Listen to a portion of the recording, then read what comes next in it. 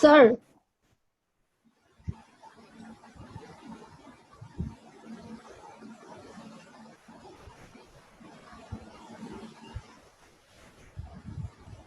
দেখো সবাই, আমাদের আজকে হচ্ছে লেকচার 3। লেকচার 3-তে আমাদের চ্যাপ্টারটা যে টপিকস নিয়ে আমরা আলোচনা করব সেটা হচ্ছে কস্ট কনসেপ্টেরই double cost sheet related problem discuss করব আমরা। অর্থাৎ আজকের ক্লাসটা হবে যে একই অঙ্কে দুইটা কস্ট শিট রিকোয়ারমেন্ট থাকবে। একই অঙ্কে দুইটা কস্ট শিট রিকোয়ারমেন্ট থাকবে। যদি একই অঙ্কে দুইটা কস্ট শিট করতে বলে তাহলে কিভাবে করব? আমাদের মেন যে ফরম্যাট ছিল ওই ফরম্যাটেই করব, তবে জাস্ট একটু লেন্দি হবে আর কি, একটু বড় হবে, অঙ্কগুলো দুইবার করতে হবে। ঠিক আছে, একটা হচ্ছে জেনারেল কস্ট শিট, ওটাকে বেস করে আরো একটা কস্ট শিট করতে হবে। মনে করো একটা কস্ট শিট এখন যে ইনফরমেশন আছে, হয়তো ওই কস্ট শিটের কিছু মান পরিবর্তন করে দিয়ে বলবো যে আরেকটা কস্ট শিট করো। তো এই অঙ্কগুলো পরীক্ষায় আসছে, ডাবল কস্ট শিট। পরীক্ষা অঙ্কগুলো আসলে তোমার সময় একটু বেশি লাগবে। মার্কস থাকবে 10 মার্কসই, কিন্তু টাইমটা একটু বেশি লেগে যাবে, যেহেতু একই অঙ্কের মধ্যে দুইবার কস্টশিট করতে হচ্ছে। ঠিক আছে, তো আসো আমরা ডাবল কস্টশিট থাকলে কিভাবে বুঝবো যে কোন অঙ্কগুলো ডাবল কস্টশিটের এবং সেগুলো আমরা কিভাবে করব। দেখো,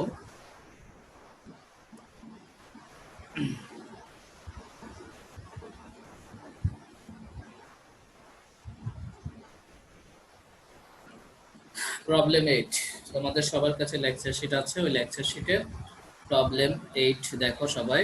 প্রবলেম 8-এ কি লেখা আছে প্রশ্নটা আমি আগে বুঝাই দিই, তারপর আমরা অঙ্কে যাব। দেখো কি লিখছে, রিকোয়ারমেন্টের দিকে তাকাও। রিকোয়ারমেন্ট এতে বলছে a statement of cost for the month of June 2018। Requirement এতে বলছে কি, a statement of cost for the month of June 2018। ঠিক আছে, আর রিকোয়ারমেন্ট বিতে কিছু ইনফরমেশন দিছে, কন্ডিশন দিছে, ওই কন্ডিশনের ভিত্তিতে আবার একবার একটা কস্ট শিট করতে হবে। তো আপাতত আমরা রিকোয়ারমেন্ট এ নিয়ে আগে ডিসকাস করি। আমরা আগে রিকোয়ারমেন্ট এ কমপ্লিট করব। রিকোয়ারমেন্ট এ কমপ্লিট হলে তারপর আমরা রিকোয়ারমেন্ট ডিতে যাব। আচ্ছা দেখো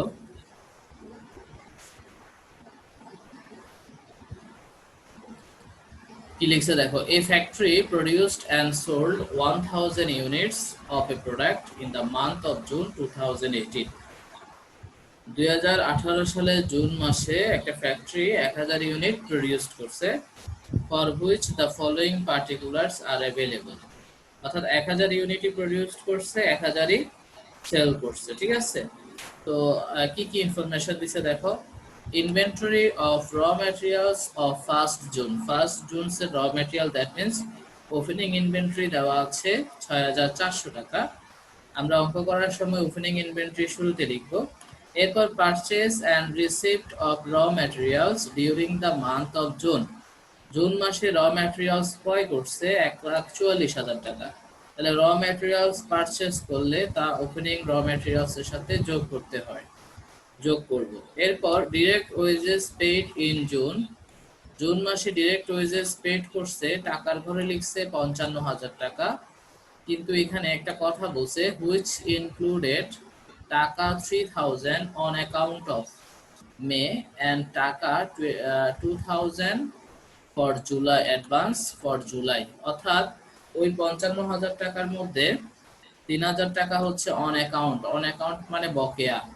কোন মাসের বকেয়া? মে মাসের। আর 2,000 টাকা হচ্ছে অ্যাডভান্স, অগ্রিম। কোন মাসের? জুলাই মাসের। তাইলে 55,000 টাকার মধ্যে জুলাই মাসের 2,000 টাকা অগ্রিম আছে, আর মে মাসে 3,000 টাকা বকেয়া আছে। মনে রাখবা বা প্রয়োজনে খাতায় লিখে রাখবা, কস্ট শিটে কখনোই বকেয়া খরচ বা অগ্রিম খরচ আসে না।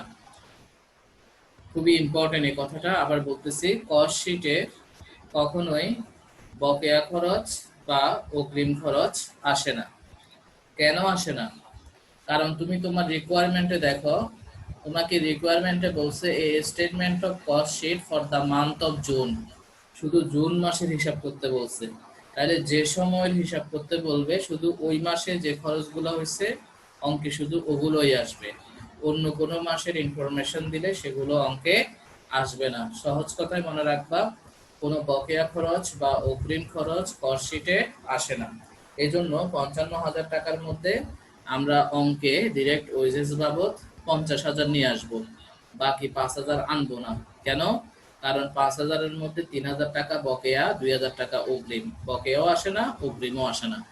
আচ্ছা, তাহলে ডিরেক্ট ওয়েজেস লিখবো 50,000 টাকা, যেটা আমরা র ম্যাটেরিয়াল ইউজড এর সাথে যোগ করে দিব। যোগ করলে পাবো প্রাইম কস্ট। এরপর প্রাইম কস্টের সাথে ওয়ার্কস ওভারহেড যোগ করতে হয়। ওয়ার্কস ওভারহেড হচ্ছে ফ্যাক্টরি ওভারহেডের অপর নাম। ফ্যাক্টরি ওভারহেডের অপর নাম ওয়ার্কস ওভারহেড, ফরম্যাটে লিখে দিছিলাম। তো ওয়ার্কস ওভারহেড যোগ করব, যোগ করলে টোটাল ফ্যাক্টরি কস্ট পাবো বা টোটাল ওয়ার্ক কস্ট পাবো। এরপর আমরা ইনভেন্টরি অফ র materials 30 June, that means closing র ম্যাটেরিয়ালস। ক্লোজিং র ম্যাটেরিয়ালস অ্যাভেলেবেল থেকে বিয়োগ করতে হয়, 10,000 টাকা বিয়োগ করব। এরপর অ্যাডমিনিস্ট্রেশন অ্যান্ড সেলিং ওভারহেড দেওয়া আছে 25 টাকা পার ইউনিট। অ্যাডমিন এক্সপেন্স বা সেলিং এক্সপেন্স কখনো যদি পার ইউনিটে দেওয়া থাকে, সবসময় খেয়াল রাখবা সেলস ইউনিটের সাথে গুণ করলে তা টোটাল হয়ে যাবে।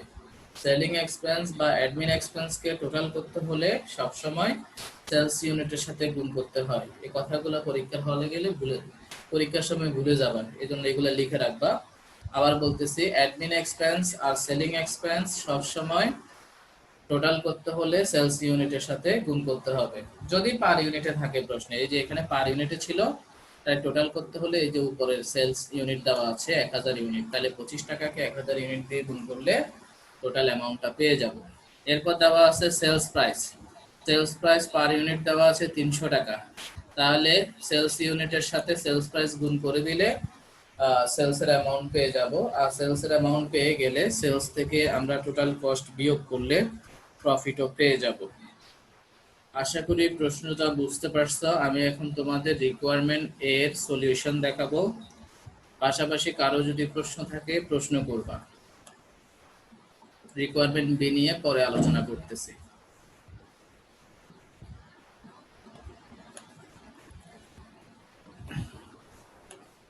এই হচ্ছে আমাদের রিকোয়ারমেন্ট এর সলিউশন। আমি সবাইকে আনমিউট করতেছি।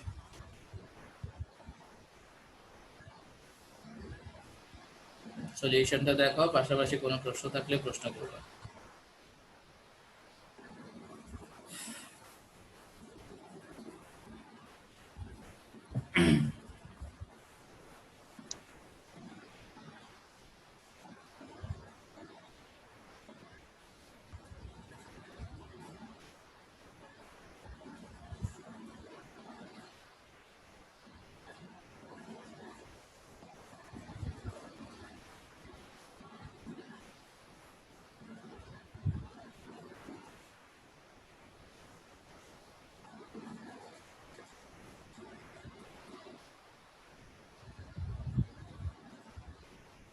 কারো প্রশ্ন আছে কিনা?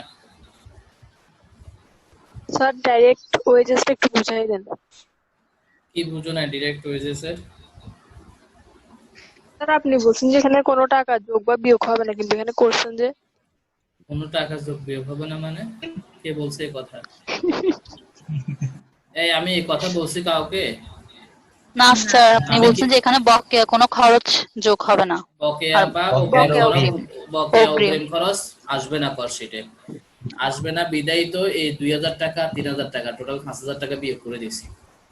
আর আসছে কত? প্রোডাকশন কস্টের অপর নাম স্যার 50,000। ম্যানুফ্যাকচারিং কস্ট বলা যাবে না স্যার? না, কস্ট অফ গুডস ম্যানুফ্যাকচার বলে, cost of goods manufacture. Sir আর প্রফিটটা কি ওই সূত্রটা ইউজ করে বের করছে না? আবার বলো ওই সূত্র কোথায় পাইছো? ওই সূত্র এখানে প্রফিটের সরাসরি দেওয়া আছে না। এখানে তো সেলস দেওয়া আছে না। সেলস কত পাইছো? সেলস কত? 3 লাখ। 3 লাখ। আর কস্ট কত? 2,75,000।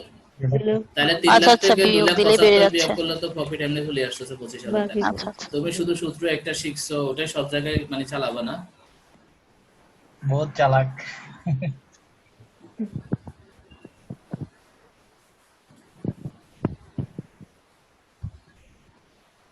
কারো প্রশ্ন আছে? ওকে, তাহলে আমরা রিকোয়ারমেন্ট চলে যাচ্ছি।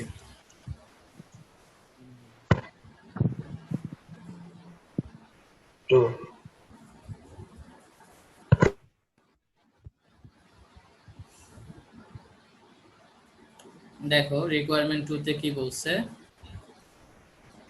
রিকোয়ারমেন্ট 2 তে বলছে যে estimate sales price of a unit of the same product, ওই একই প্রোডাক্টের অর্থাৎ জুন মাসে যে প্রোডাক্টটা তারা উৎপাদন করছিল ওই সেম প্রোডাক্টের সেলস প্রাইস নির্ধারণ করতে বলছে ইন জুলাই 2018, জুলাইতে এসেও অ্যাজিউমিং কিছু কন্ডিশন দিছে, কিছু চেঞ্জ দিছে। হ্যাঁ, আচ্ছা, আমাকে সেলস প্রাইস নির্ণয় করতে বলছে। সেলস প্রাইস, প্রাইস সব সময় পার ইউনিটে হয়, প্রাইস সব সময় পার ইউনিটে হয়। আচ্ছা, তাহলে বলেও দিছে sales price of a unit, এক ইউনিটের প্রাইস বের করো। তো আমি সেলস প্রাইস কখন বের করতে পারবো? আমি যদি সেলসের অ্যামাউন্ট বের করতে পারি তাহলে ওই সেলসের অ্যামাউন্টকে ইউনিট দিয়ে ভাগ করে দিলে সেলস প্রাইস চলে আসবে। তো সেলসের অ্যামাউন্ট আমাকে বের করতে হলে পুরো কস্ট শিট আবার করতে হবে, ওই চেঞ্জগুলো দিয়ে, যে কন্ডিশনগুলো দিছে ওগুলো দিয়ে আমাকে আবার পুনরায় সেলস বের করতে হবে। আর সেলস বের করা হয়ে গেলে ওই সেলসের অ্যামাউন্টকে যখন ইউনিট দিয়ে, সেলস ইউনিট দিয়ে যখন ভাগ করে দিব তখন সেলস প্রাইস অটোমেটিক চলে আসবে। আচ্ছা, তার মানে আবার কস্ট শিট করতে হবে। তো কি কি চেঞ্জ দিছে দেখো। এক নম্বরে বলছে 10% increase in the cost of র ম্যাটেরিয়ালস, র ম্যাটেরিয়াল কস্ট 10% বাড়াইতে হবে। কোত্থেকে বাড়াবো? আগে যা ছিল তার থেকে, ঠিক আছে? অর্থাৎ জুন মাসে যে কস্ট শিট আমরা করছি ওই জুন মাসের কস্ট শিট থেকে যে র ম্যাটেরিয়াল যা খরচ হয়েছিল সেখান থেকে 10% বাড়াইতে হবে।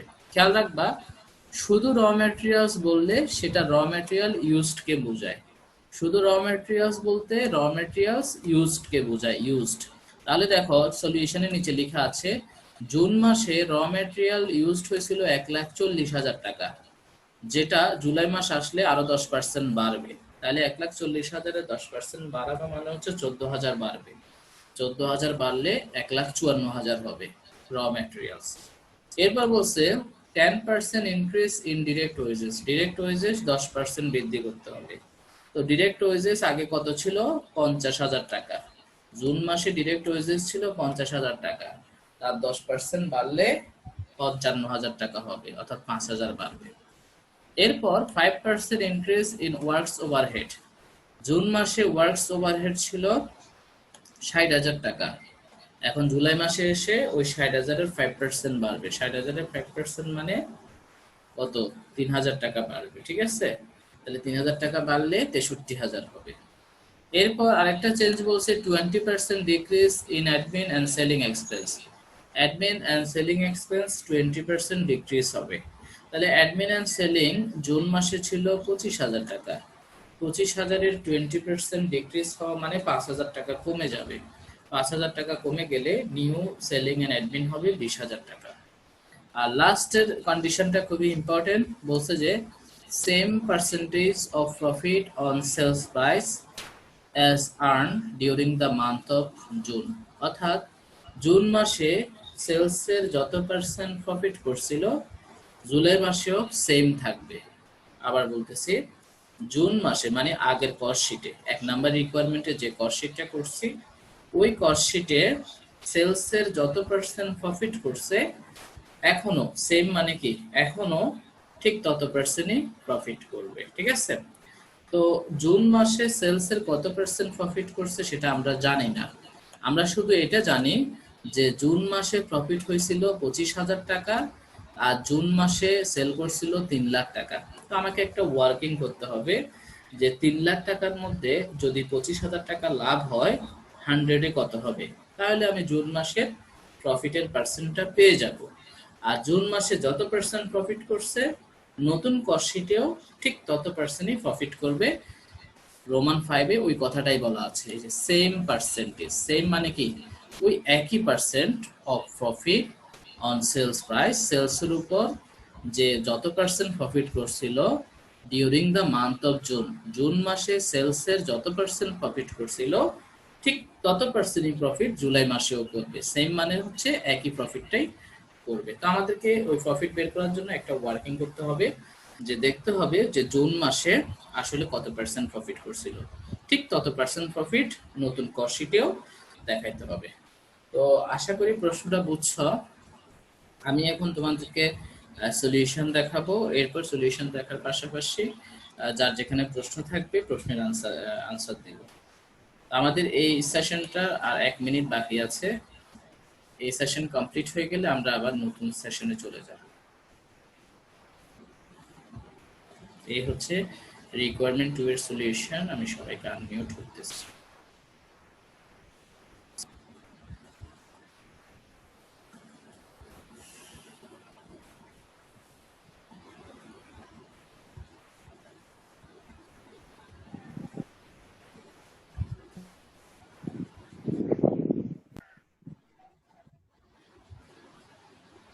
Raw materials 10% বাড়বে, ওয়েজেস 10% বাড়বে, ওয়ার্কস ওভারহেড 5% বাড়ছে, অ্যাডমিন 20% কমছে, আর প্রফিটটা আগে যত পার্সেন্ট প্রফিট করছে তত পার্সেন্ট দিয়ে করছে। প্রফিটের জন্য রিকোয়ারমেন্ট ওয়ার্কিং 1 সেলস বলে দিছিল না প্রফিট 3 লাখ টাকা।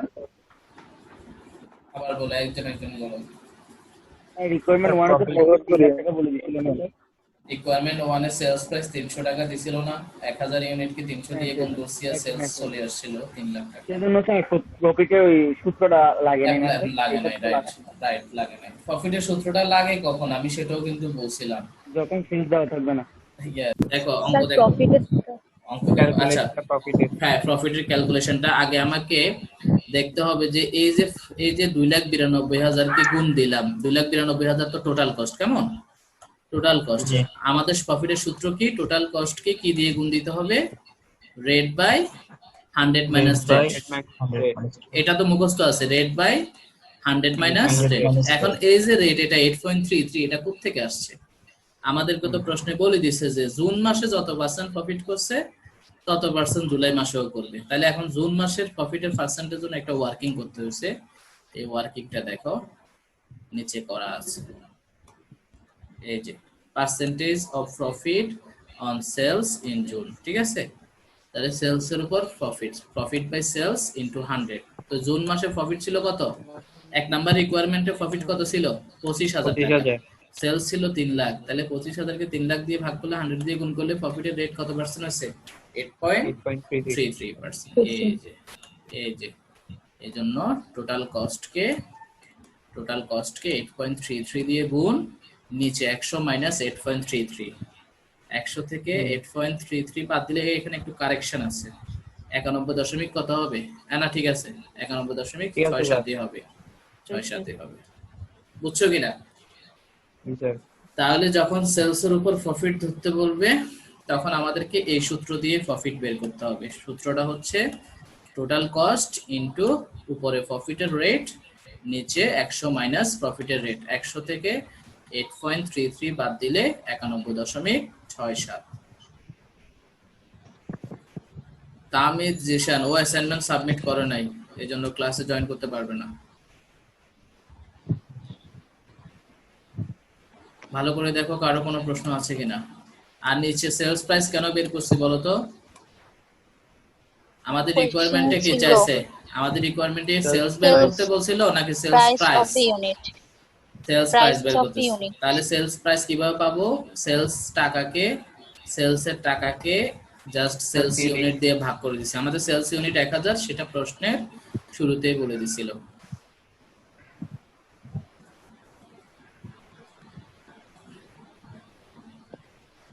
সেলস প্রাইস পার ইউনিটে কি বলছেন যে আবার একটু বলেন তো। টোটাল সেলস কে সেলস ইউনিট দিয়ে ভাগ করবা। Thank you sir. Total sales হচ্ছে 3,18,534 টাকা, আর সেলস ইউনিট প্রশ্নের দেওয়া আছে, এই দেখো প্রশ্নের একদম উপরে দেওয়া আছে সেলস ইউনিট 1000। তাহলে 5,34,000 5,18,534 কে 1000 দিয়ে ভাগ করলে সেলস প্রাইস আসে 318.5 টাকা। কারো প্রশ্ন আছে আর,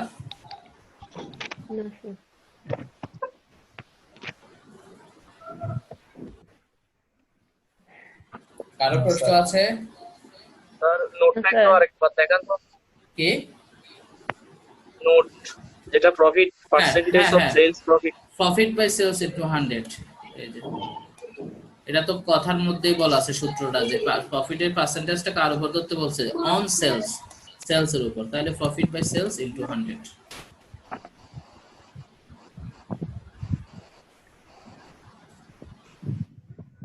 ওকে, ঠিক আছে। জি স্যার। হ্যাঁ হ্যাঁ স্যার, ইয়েস।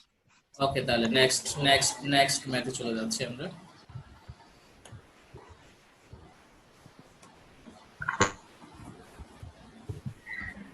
দেখো প্রবলেম 9, টাফ।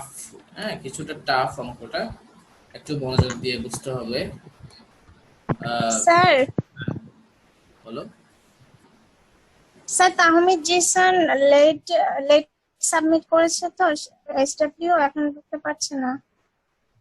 ওর কোনো সাবমিটে আসে নাই, ডেট সাবমিট না, ওর কোনো সাবমিটে ছিল না। স্যার ক্লাস শুরু হওয়ার পরে করেছে। ওকে রিকোয়েস্ট পাঠাতে বলো আবার। আচ্ছা দেখো problem 9, the electronics limited furnished you the following information for 2012 when it produced and sold 1 lakh units of a product. 1 lakh unit উৎপাদন করে 1 লাখই সেল করে, উৎপাদন করে 1 লাখ ইউনিট, সেলসও করে 1 লাখ ইউনিট। আচ্ছা এখন আসো, ইনফরমেশন কি কি দিছে দেখো। ম্যাটেরিয়ালস 9 লাখ টাকা, ম্যাটেরিয়ালস 9 লাখ। আমি বলছিলাম যে শুধু ম্যাটেরিয়াল বললে সবসময় মাথায় রাখবে এটা র ম্যাটেরিয়াল ইউজড, অর্থাৎ এটা ওপেনিংও না, ক্লোজিংও না, পারচেজও না, এটা হচ্ছে র ম্যাটেরিয়াল ইউজড। তো এই অঙ্কে ডাইরেক্ট ম্যাটেরিয়াল দিয়ে দিয়েছে, তার মানে আমাকে ম্যাটেরিয়াল ইউজ দিয়ে অঙ্কটা স্টার্ট করতে হবে। নিচে দিয়ে সলিউশন কিন্তু অলরেডি দেখা যাচ্ছে যে অঙ্কটা স্টার্ট হবে ম্যাটেরিয়াল ইউজড দিয়ে। মিউট করে রাখো। ডিরেক্ট ওয়েজেস টাকা 6 লাখ, ম্যাটেরিয়াল ইউজডের সাথে ওয়েজেস আমরা যোগ করব, যোগ করলে আমরা প্রাইম কস্ট পাবো।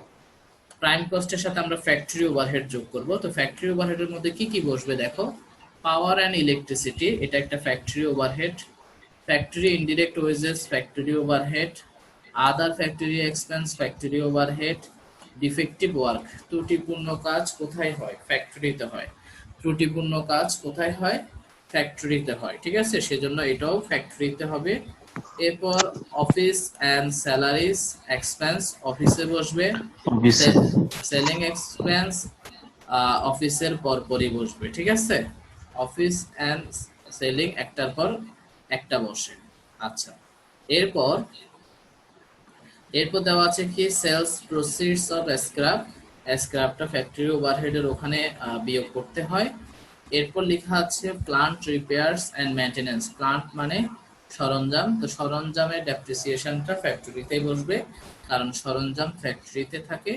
এরপর লেখা আছে the net selling price per unit was টাকা 31 টাকা 60 পয়সা, সেলস প্রাইস দেওয়া আছে 31 টাকা 60 পয়সা। তাহলে 1 লাখ ইউনিটকে, ওই যে প্রশ্নের একদম উপরে দেওয়া আছে সেলস হচ্ছে 1 লাখ, 1 লাখকে 31 টাকা 60 পয়সা দিয়ে গুণ করলে সেলসের অ্যামাউন্ট পেয়ে যাব। আর সেলসের অ্যামাউন্ট পেয়ে গেলে সেলস থেকে টোটাল কস্ট বিয়োগ করলে প্রফিট চলে আসবে। এখন আসো প্রশ্নের যে নিচের পাড়ায় যে কথাগুলো বলা আছে এগুলো হচ্ছে দ্বিতীয় কস্ট শীটের জন্য, আরো একটা কস্ট শীট করতে হবে, তো ওটা আমরা পরে করব। আমরা আপাতত রিকোয়ারমেন্ট 1 করি। রিকোয়ারমেন্ট 1 এ কি বলছে, এ cost sheet for 2012 showing the cost, খরচ দেখাও, খরচ মানে টোটাল কস্ট কত সেটা দেখাও, এন্ড প্রফিট অর লস পার ইউনিটে দেখাও, অর্থাৎ প্রফিট যেটা আসবে সেটাকে আবার পার ইউনিটে দেখাতে হবে। তো কস্ট আর প্রফিট বের করতে বলা মানে হচ্ছে পুরো কস্ট শীটই করতে হবে, ঠিক আছে। পুরো কস্ট শীট করা হয়ে গেলে ওই প্রফিট যেটা আসছে সেটাকে জাস্ট ইউনিট দিয়ে ভাগ করলে পার ইউনিট প্রফিটটা চলে আসবে। আশা করি প্রশ্নটা বুঝছো। এখন আমি সলিউশনটা দেখাই, তারপর তোমাদের যার যেখানে প্রশ্ন থাকবে সেটা প্রশ্ন করবে। আমরা আপাতত 1 নাম্বার রিকোয়ারমেন্ট দেখাচ্ছি। এই হচ্ছে 1 নাম্বার রিকোয়ারমেন্ট। আমি সবাইকে আনমিউট করতেছি।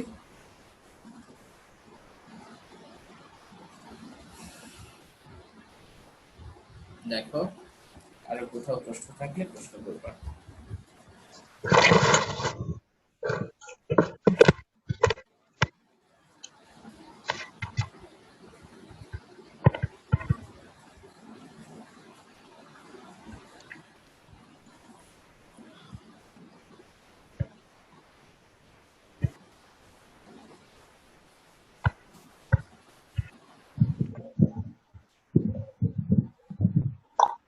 স্যার বলো।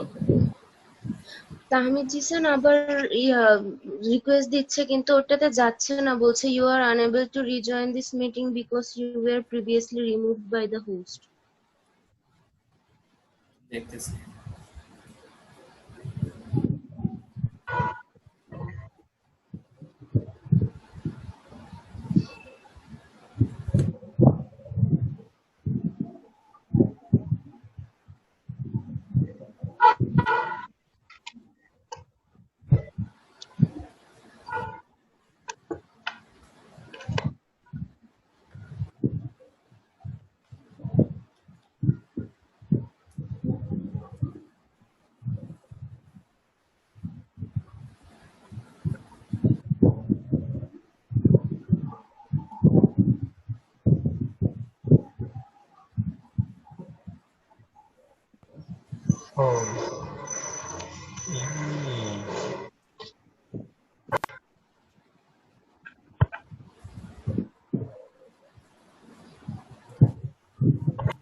সলিউশনে কারোর প্রবলেম আছে কিনা?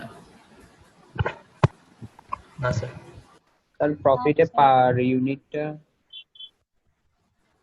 একটু আগে সেলসের পার ইউনিট কিভাবে বের করছিলাম এর আগের অঙ্কে? সেলস ও হ্যাঁ? ইউনিটটা সেলস কি ইউনিট দিয়ে না ভাগ করছি? হ্যাঁ, তো তাহলে এখানে প্রফিট কে ঠিক ইউনিট দিয়ে ভাগ করছে। স্যার 8.2 আছে। প্রফিট ওইটাই বলছি স্যার 8.2টা কোথায়? 8.2 টা কোথায়? 8.2 টা এখানে নাই আর কি, তুমি আলাদা করে অঙ্কের নিচে দেখাই দিবা, ঠিক আছে? এখানে অঙ্কে বহুত ওয়ার্কিং আছে নিচে পরের কর্মশীটে, বুঝছো? অঙ্কের নিচে দেখাই দিবা যে প্রফিট পার ইউনিট সমান উপরে প্রফিট নিচে সেলস ইউনিট। তাহলে প্রফিট হচ্ছে 8,20,000, সেলস হচ্ছে 1 লাখ। তাহলে 8,20,000 কে 1 লাখ দিয়ে ভাগ করলে 8.2। ওকে, তাহলে রিকোয়ারমেন্ট 1 নিয়ে আর কারো প্রশ্ন আছে কিনা? না স্যার। কারো প্রশ্ন আছে? না স্যার। সবাই দেখছো তো ভালো করে? জি স্যার। ওকে, তাহলে আমি এখন রিকোয়ারমেন্ট 2 তে যাই। কেমন? আমি রিকোয়ারমেন্ট 2 তে যাই। রিকোয়ারমেন্ট 2 দেখার আগে দুইটা সূত্র মুখস্থ করতে হবে, যেটাকে টেন্ডার কস্ট শীটের সূত্র বলে। আমি আগে তোমাদেরকে সূত্রগুলো দেখাই, সূত্রগুলো তোমাদের শীটে আছে। আমি আগে দুইটা আবার টেন্ডার কস্ট শীটের একটা ফরম্যাট আছে, ফরম্যাটটাও দেখাই, তারপরে আমরা রিকোয়ারমেন্ট 2 তে যাব।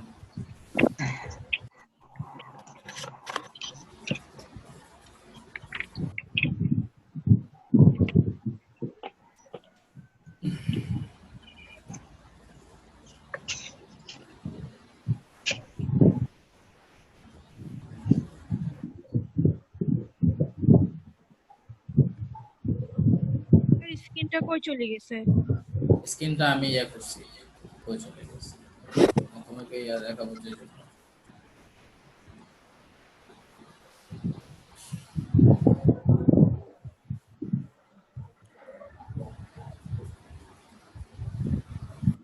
এই যে এটা হচ্ছে টেন্ডার কস্ট শীটের ফরম্যাট। এখন আমরা যে অঙ্কটা নিয়ে ডিসকাস করতেছি ওই অঙ্কে যে 2 নাম্বার যে রিকোয়ারমেন্টটা আছে, ওই 2 নাম্বার রিকোয়ারমেন্টটা মূলত টেন্ডার কস্ট শীট। তো টেন্ডার কস্ট শীট কিভাবে করতে হয়? টেন্ডার কস্ট শীট ওই জেনারেল কস্ট শীটের মতোই দেখো, তবে টেন্ডার কস্ট শীটে ইনফরমেশন কম। এরকম শুরুতে র ম্যাটেরিয়াল ইউজড লিখতে হয়, র ম্যাটেরিয়াল ইউজড সেকেন্ড রিকোয়ারমেন্টে দেয়া থাকবে, ডিরেক্ট ওয়েজেসও দেয়া থাকবে। অর্থাৎ টেন্ডার কস্ট শীটে দুইটা ইনফরমেশন দেওয়া থাকে, একটা হচ্ছে র ম্যাটেরিয়ালস আর একটা ওয়েজেস। কিন্তু ফ্যাক্টরি ওভারহেড বা যেটাকে ওয়ার্কস ওভারহেড বলে, ওটা কখনোই টেন্ডার কস্ট শীটে দেওয়া থাকে না। কেননা টেন্ডার কস্ট শীট হচ্ছে এস্টিমেটেড কস্ট শীট, মানে বাজেটেড কস্ট শীট, বাজেট করতেছো তুমি। তো বাজেটের ক্ষেত্রে ফ্যাক্টরির ইনফরমেশন, অফিসের ইনফরমেশন, সেলিং এর ইনফরমেশন, এই তিনটে ইনফরমেশন দেয়া থাকে না। তবে এই ইনফরমেশন গুলো বের করার জন্য সূত্র আছে, যে সূত্রগুলো দিয়ে ইনফরমেশন গুলো বের করা যাবে, ঠিক আছে? এখন সূত্র কোনগুলো সেটা আমি তোমাদেরকে একটু দেখাচ্ছি। যখন ফ্যাক্টরি ওভারহেডের মান দেয়া থাকবে না, দেয়া থাকেও না, ঠিক আছে? টেন্ডার কস্ট শীটে ফ্যাক্টরি ওভারহেডের মান দেয়া থাকে না। তো ফ্যাক্টরি ওভারহেডের মান দেয়া না থাকলে আমি ফ্যাক্টরি ওভারহেডের মান কিভাবে বের করব? তো ফ্যাক্টরি ওভারহেডের মান বের করার সূত্র দেখো নিচে দিয়ে লেখা আছে। Important formula for tender cost. এই যে 1 নাম্বার সূত্রটা, পার্সেন্টেজ অফ, তোমাদের শীটেও আছে, percentage of factory overhead on direct wages, অর্থাৎ ডিরেক্ট ওয়েজেস এর উপর ভিত্তি করে ফ্যাক্টরি ওভারহেডের পার্সেন্টেজ বের করতে হবে। ডিরেক্ট ওয়েজেস এর উপর ভিত্তি করে ফ্যাক্টরি ওভারহেডের পার্সেন্টেজ বের করতে হবে। সূত্র হচ্ছে factory overhead by direct wages into 100। সূত্র হচ্ছে কি factory overhead divided by direct wages into 100। আমরা একটু আগে যে 8 নাম্বার অঙ্ক যেটা করছিলাম, ওই 8 নাম্বার অঙ্ক করার সময় রিকোয়ারমেন্ট এ তে যা ছিল কস্ট শিটে, রিকোয়ারমেন্ট বি তে গিয়ে কি করছিলাম, জাস্ট বাড়াইছি আর কমাইছি, ঠিক না? সেকেন্ড কস্ট শিট সব সময় আগেরটাকে বেস করেই হয়। আবার বলতেছি, টেন্ডার কস্ট শিট বা এস্টিমেটেড কস্ট শিট বা বাজেটেড কস্ট শিট, যখন সেকেন্ড কস্ট শিট মানে দুইটা কস্ট শিটের অঙ্ক থাকবে, তখন সেকেন্ড কস্ট শিটটা সব সময় আগের কস্ট শিটকে বেস করেই হয়। বাজেট সব সময় কি হয়, আগের ইনফরমেশনকে বেস করেই হয়, ঠিক আছে? তো এই যে ফ্যাক্টরি ওভারহেড, এই যে সূত্রটা, ফ্যাক্টরি ওভারহেড আর ডিরেক্ট ওয়েজেস এর মানগুলো আমরা কোথা থেকে নিব, আগের কস্ট শিট থেকে নিব, ঠিক আছে? অর্থাৎ আগের কস্ট শিটে ডিরেক্ট ওয়েজেস এর যত পার্সেন্ট ছিল ফ্যাক্টরি ওভারহেড, এখন টেন্ডার কস্ট শিটের ক্ষেত্রেও ঠিক ডিরেক্ট ওয়েজেস এর তত পার্সেন্ট ফ্যাক্টরি ওভারহেড হবে। অঙ্ক করার সময় আরো ক্লিয়ার বুঝবা যে জিনিসটা আসলে কোন জায়গা। তুমি আপাতত সূত্রটা মুখস্থ রাখো, মান কোত্থেকে বসাইতে হবে সেটা আমি অঙ্কের মধ্যে দেখাবো। এরপর আসো, ফ্যাক্টরি ওভারহেডের নিচে আছে কি, office and admin, selling and marketing. এই দুটো ইনফরমেশনও টেন্ডার কস্ট শিটে দেওয়া থাকে না। তো এই দুটো ইনফরমেশন বের করারও একটা সূত্র আছে, দুটার জন্যই সূত্র একটা, আর সেটা হচ্ছে 2 নাম্বার ফর্মুলাটা। দেখো 2 নাম্বার ফর্মুলাটা কি লিখছে, calculation of percentage of admin overhead on work cost, অর্থাৎ অ্যাডমিনিস্ট্রেশন ওভারহেড সবসময় কাকে বেস করে বের করতে হয়, ওয়ার্ক কস্টকে বেস করে। ওয়ার্ক কস্টের অপর নাম হচ্ছে ফ্যাক্টরি কস্ট বা টোটাল ম্যানুফ্যাকচারিং কস্ট, ঠিক আছে? তাহলে সূত্রটা হচ্ছে admin by work cost into 100। ঠিক একই সূত্র 3 নম্বরেও দেখো, সেলিং ওভারহেডও ঠিক একইভাবে ওয়ার্ক কস্টের উপর বেস করে, অর্থাৎ দুইটা সূত্রই একই। জাস্ট অ্যাডমিন বললে উপরে অ্যাডমিনের মান বসবে, সেলিং বললে সেলিং এর মান বসবে। তাহলে সেলিং এন্ড অ্যাডমিন ক্যালকুলেশন করা হয় ওয়ার্ক কস্টকে বেস।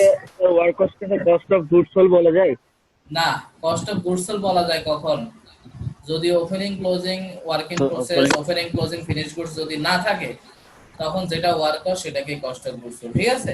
মানে আগের মানগুলো না থাকলে তখন একই নামটা লেখা যায়।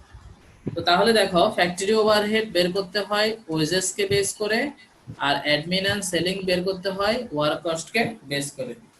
আগে বলো সূত্র দুটোটা বুঝছো কিনা?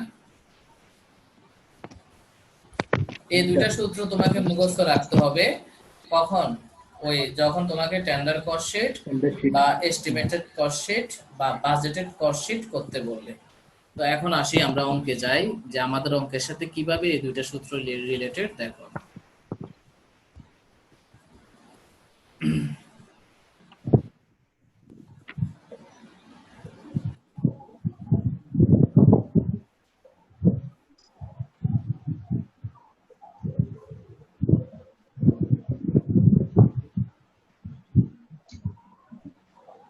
এই যে এটা ছিল যে আমাদের প্রশ্ন। তো সেকেন্ড প্যারাটা আমরা রেখে দিছিলাম, দেখো সেকেন্ড প্যারায় কি লেখা ছিল, as from January 1 2013 2013 সালের জানুয়ারি 1 তারিখে, আগে রিকোয়ারমেন্ট 1 ছিল যে 2012 সালের, কেমন ওটা আমরা করে ফেলছি। এখন আসলে 2013 সালে কি হবে, 2013 সালে the selling price was reduced to টাকা 31 পার ইউনিট। সেলিং প্রাইস কমে 31 টাকা হবে। 2012 সালে সেলিং প্রাইস ছিল 31 টাকা 60 পয়সা, এখন আর হয়ে যাবে কত, 31 টাকা, অর্থাৎ 60 পয়সা কমে গেছে, ঠিক আছে? আচ্ছা, এরপরে আসো কি, it was estimated that production could be increased by 50% in 2013 on account of excess capacity।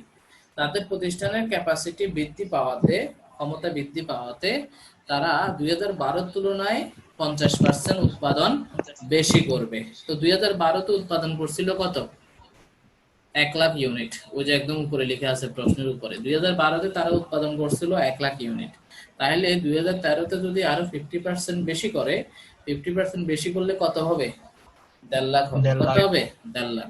1.5 lakh. আচ্ছা, এরপরে বলছি কি দেখো, material prices and 1.5 wages lakh. rates would increase by 10% in 2013. 2013 সালে ম্যাটেরিয়াল প্রাইস আর ওয়েজেস রেট 10% বৃদ্ধি পাবে। কোত্থেকে বাড়াবো? প্রথমটা থেকে, প্রথম ফার্স্ট শিট অর্থাৎ থেকে। 2012 সাল থেকে। অর্থাৎ কোত্থেকে? 2012 তে যা ছিল 2013 তে এসে তার 10% বৃদ্ধি পাবে। কি কি? ম্যাটেরিয়ালস আর ওয়েজেস। এখন এখানে একটা ঝামেলা আছে। ঝামেলা হচ্ছে ম্যাটেরিয়ালের পাশে প্রাইস লিখে দিছে, ওয়েজেস এর পাশে রেট লিখে দিছে। এর মানে কি? এর মানে টাকাগুলো কি টোটাল ফিগারে বাড়বে নাকি পার ইউনিটে বাড়বে? পার ইউনিটে। মাস্ট পার ইউনিটে, কেননা প্রাইস বলতে পার ইউনিট বোঝায়, রেট বলতে পার ইউনিট বোঝায়। মাথায় রাখবা, প্রাইস বা রেট এগুলো হচ্ছে পার ইউনিট, প্রাইস বা রেট এগুলো হচ্ছে গিয়ে কি পার ইউনিট। ঠিক আছে? তো তাহলে আমাকে কি করতে হবে? আমাকে করতে হবে কি দেখো, এই যে নিচে দিয়ে দেখো যে 2012 সালে ম্যাটেরিয়ালস 9 লাখ ছিল না? ওই 9 লাখ টাকাকে আগে আমাকে পার ইউনিটে আনতে হবে। 9 লাখ টাকাকে পার ইউনিটে আনতে হলে 2012 সালে উৎপাদন করছিল কত? 1 লাখ ইউনিট। কেমন? তাহলে 9 লাখ টাকাকে 1 লাখ ইউনিট দিয়ে ভাগ করলে ম্যাটেরিয়ালস পার ইউনিট পাবো 9 টাকা। কত পাবো? 9 টাকা। সেটা হচ্ছে 2012 সালে। বাট 2013 সালে এসে 9 টাকার 10% বৃদ্ধি পাবে। 9 টাকার 10% বৃদ্ধি পাওয়া মানে কত হবে? 9.9 হবে। বুঝছো কিনা আমি যা বলছি? তা আবার একটু বলেন তো রেটটা কি? তোমাকে ম্যাটেরিয়ালস কি টোটাল টাকায় ইনক্রিজ করতে বলছে নাকি পার ইউনিটে ইনক্রিজ করতে বলছে? আগে সেটা বলো। পার ইউনিটে। কিভাবে বুঝছো পার ইউনিট? ওই যে প্রাইস ওখানে লেখাতে। লিখছে প্রাইস বা প্রাইস রেট। প্রাইস লেখাতে। কেমন? তো এখন বাড়াবো, ম্যাটেরিয়ালস পার ইউনিটে বাড়াবো। তো পার ইউনিটে বাড়াইতে হলে আমাকে আগে পার ইউনিটে বের করতে হবে যে আগে ম্যাটেরিয়ালসটা পার ইউনিটে কত ছিল। ঠিক আছে? 2012 সালে ম্যাটেরিয়াল ছিল কত টাকা? 9 লাখ টাকা না? কত ছিল?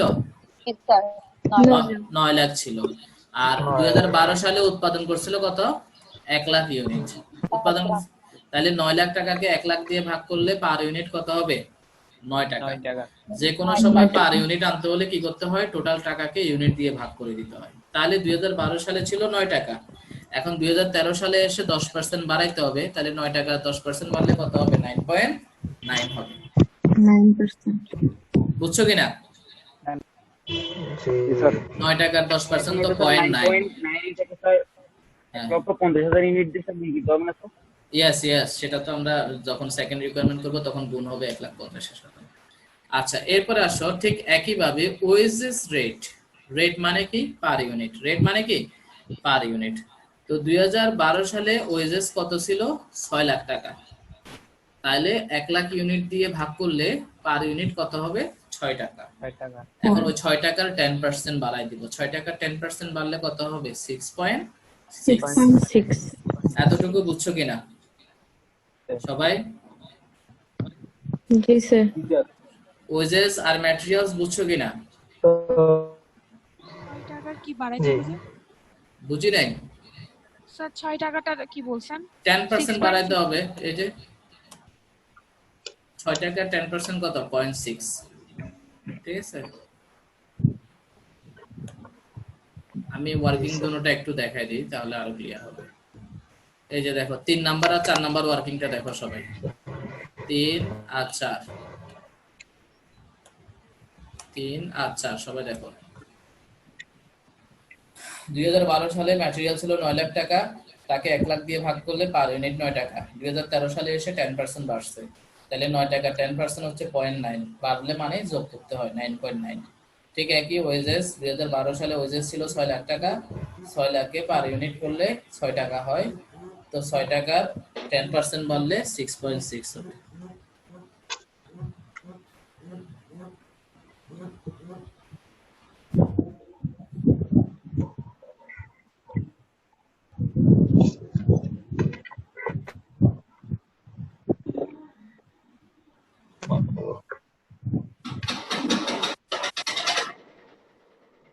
কারো প্রশ্ন আছে? 3 আর 4, 3 আর 4 ওয়ার্কিং এ কারো প্রশ্ন আছে? হ্যাঁ স্যার। কথা বলে না কেউ। হ্যাঁ স্যার। হ্যাঁ স্যার। ওকে না স্যার বুঝছি। ওকে, আমরা আবার প্রশ্নে চলে যাই।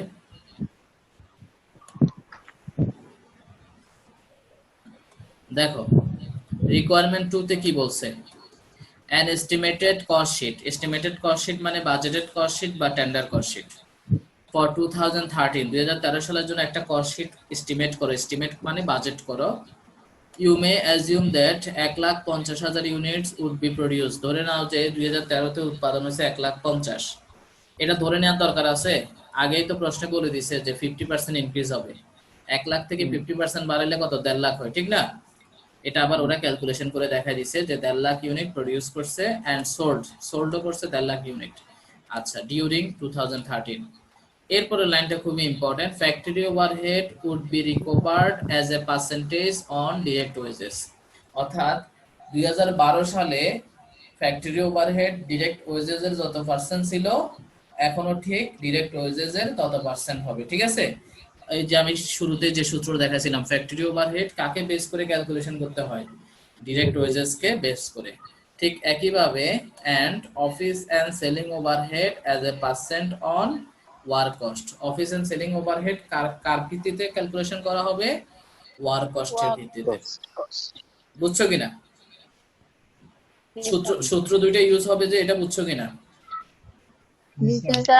টেন্ডার কস্ট যে হবে এটা কিভাবে বুঝবো? ওই যে এস্টিমেটেড কস্ট শীট শুরুতে লিখছে, এস্টিমেটেড মানে এস্টিমেটেড বললেই tender. Estimated cost sheet, budgeted cost sheet, tender cost sheet, similar word, 3 নামেই থাকতে পারে।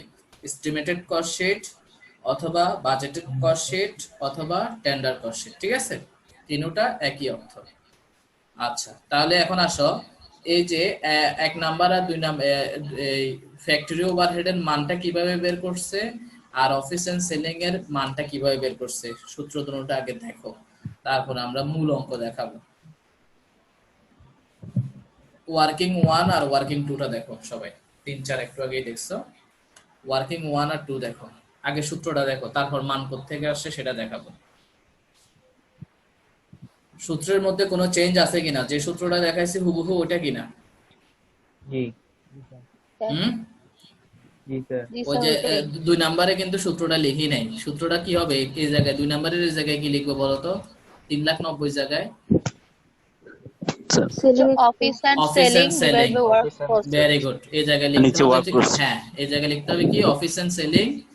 অফিস এন্ড সেলিং লিখতে হয় আর নিচে লিখতে হবে ওয়ার্ক কস্ট, ঠিক না? এখন আসো মানগুলা কোত্থেকে আসছে দেখো। মানগুলা দেখাচ্ছি।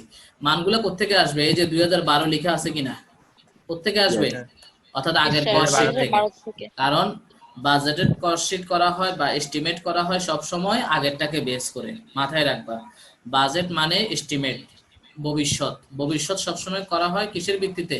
অতীতের উপর অনুমান করে, পূর্বেরটাকে অনুমান করে ভবিষ্যৎ সম্পর্কে ধারণা নেওয়া হয়। মানে পূর্বেরটাকে নিয়ে ভবিষ্যৎ সম্পর্কে কি করা হয়? ধারণা করা হয়। তাহলে পূর্বেরটা বলতে এই অঙ্কের জন্য 2012 সালটা হচ্ছে আগের, কেমন? তাহলে মানগুলো আসছে কোত্থেকে?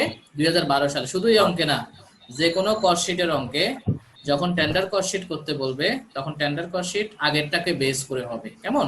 আগেরটাকে বেস করে হবে। তো এখন আসো 2012 সালে ফ্যাক্টরি ওভারহেড 4,50,000 ছিল কিনা, ডিরেক্ট ওয়েজেস 6 লাখ ছিল কিনা, আমরা একটু রিকোয়ারমেন্ট 1 এ দেখি। এই ছিল আমাদের রিকোয়ারমেন্ট 1। দেখো তো ফ্যাক্টরি ওভারহেড 4,50,000 আছে কিনা? জি স্যার। আর ডিরেক্ট ওয়েজেস 6 লাখ আছে কিনা? আছে। আছে না?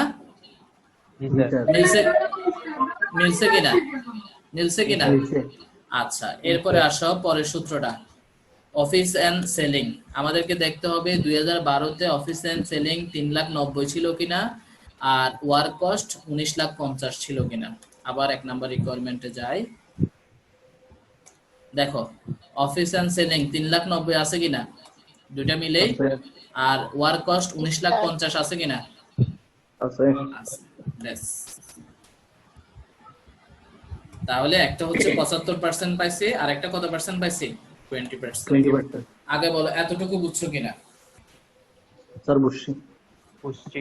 এতটুকু স্যার বুঝছো কিনা? টেন্ডার কস্ট শিটে কখনোই ফ্যাক্টরি ওভারহেড আর অফিস এন্ড সেলিং ওভারহেডের মান দেয়া থাকে না, বিদায় আগেরটাকে বেস করে পার্সেন্ট বাইর করতে হবে। কেমন? এখন আসো, এই যে 75% আর 20% পেলাম, এগুলো এখন কার সাথে গুণ হবে? কার সাথে গুণ করে ফ্যাক্টরি ওভারহেডটা পাবো, কার সাথে গুণ করে অফিস এন্ড সেলিংটা পাবো?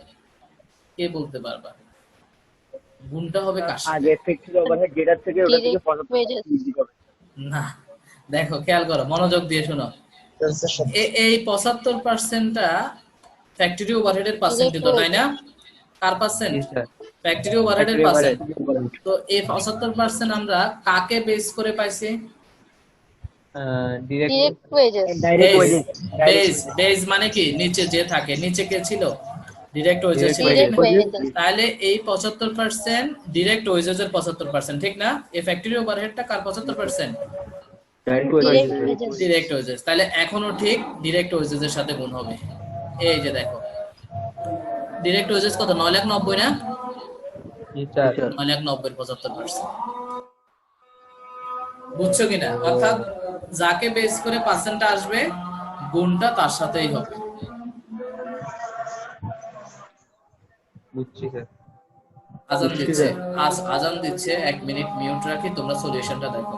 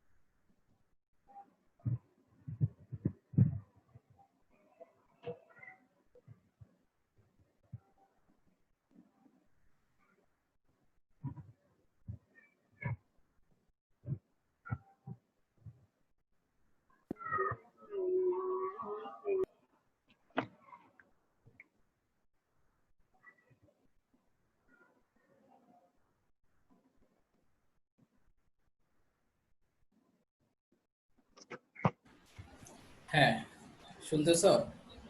জি স্যার। আচ্ছা, তাহলে তাহলে ফ্যাক্টরি ওভারহেডটা আমরা ডিরেক্ট ওয়েজেস কে বেস করেই পার্সেন্টেজটা নিয়ে আসছিলাম। অর্থাৎ ওয়েজেস এর 75% ফ্যাক্টরি ওভারহেড ছিল 2012 সালে। ঠিক তেমনি 2013 সালেও ওয়েজেস এর কত পার্সেন্ট হবে? 75% হবে।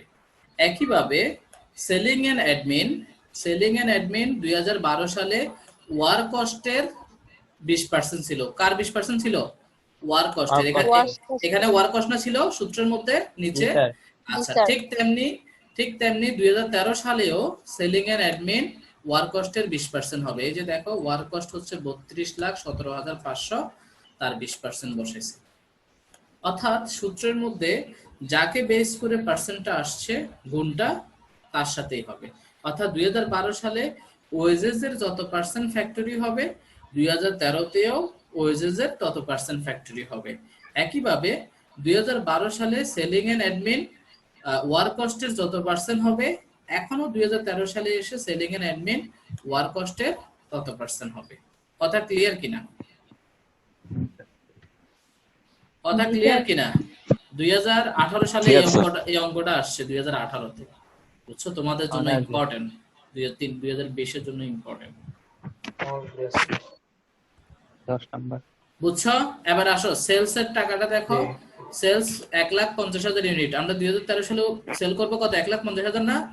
আর 2013 সালে সেলস প্রাইস কত দেওয়া ছিল?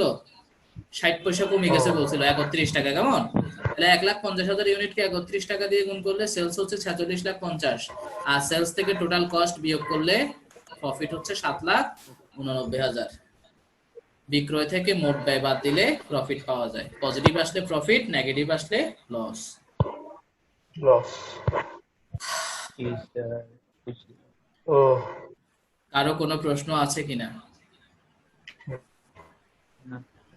প্রশ্নটা আমি আবার দেখাচ্ছি, প্রশ্নটা দেখে বলো কারো কোথাও কোনো প্রশ্ন আছে কিনা। যদি প্রশ্ন না থাকে আমি এসডব্লিউ গুলো দিব, দেখাই দিব, আর আমরা ক্লাসটা শেষ করব। আমাদের এই চ্যাপ্টারের উপর আর মাত্র একটা ক্লাস বাকি আছে, 10 প্রবলেম 10 প্রবলেম 11। ওই দুইটা অঙ্কই মূলত টেন্ডার কস্ট শিটের মতোই, ওই দুইটা অঙ্ক দেখাবো আগামী ক্লাসে। ইনশাআল্লাহ আমাদের ফার্স্ট চ্যাপ্টার সাকসেসফুলি কমপ্লিট হবে। যেভাবে প্রশ্ন করুক ইনশাআল্লাহ পারবা। এটা কি ফার্স্ট চ্যাপ্টার আমাদের? হ্যাঁ, আমাদের প্রথম চ্যাপ্টারে 4টা ক্লাস না? লেকচার প্ল্যান দেখো নাই? আমরা কি এক ক্লাসে একটা চ্যাপ্টার শেষ করতে পারবো নাকি? অধ্যায়ের কথা বলতে স্যার। স্যার এটা স্যার এখন কয় নাম্বার ক্লাস চলছে স্যার? সাবজেক্টে স্যার এই সাবজেক্টে থিওরি কত পার্সেন্ট আসবে যে? 20% থিওরি, 80% ম্যাথ। স্যার এটা কয় নাম্বার ক্লাস চলছে স্যার? ম্যানেজমেন্ট অ্যাকাউন্ট এটা 3 নাম্বার ক্লাস, 3 নাম্বার।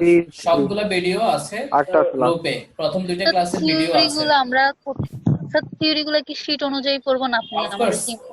এই আমি সেটা বলছি না, প্রথম ক্লাসে যে প্রিভিয়াস ইয়ার কোশ্চেন যেগুলা লেখা আছে পাশে মার্ক করা আছে যে বোর্ডেরটা, শুধু আপাতত বোর্ডেরটা শিখো। তাহলে অঙ্ক নিয়ে কারো কোনো প্রশ্ন আছে?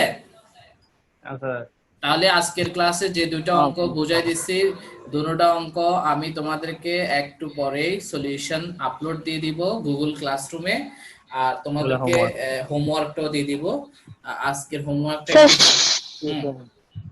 স্যার শীটের পার্ট বিসি পড়লে হবে না থিওরির জন্য?